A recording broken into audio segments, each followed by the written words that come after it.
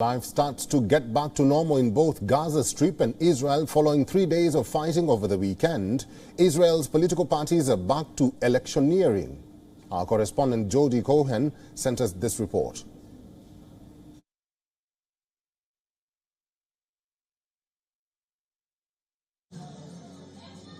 On Tuesday, the Labour Party, traditionally one of the largest parties, but now much reduced in size, held its primary. The vote was to decide names for the party list, and the result was 2 ministers unlikely to be re-elected, with a younger guard taking the top spots. And on Wednesday, the Likud party, the largest party, is holding its primary. With no one standing against him, the list will be headed by former PM Benjamin Netanyahu. I spoke with his political advisor, Zach Dolby, about what it's been like on the campaign trail and if he thinks the Gaza-Israel conflict will affect the way people vote in the primary.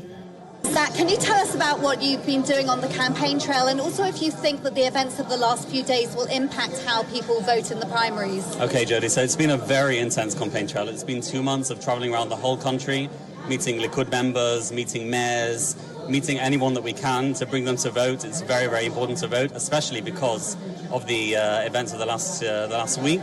I think more people will come out to vote. People want to use the democratic right, and they want to vote in this primaries. Followed by a long list of candidates, including Ambassador Danny Danon. Ambassador Danon, we saw in the Labour primaries that a new guard has risen up and taken the top spots. Do you think that will happen in Likud? Well, you cannot compare the Labour Party to the Likud. We are a much stronger party. We expect to have almost 40 seats in the Knesset. Labour Party is becoming a very small and minor party competing with Meretz.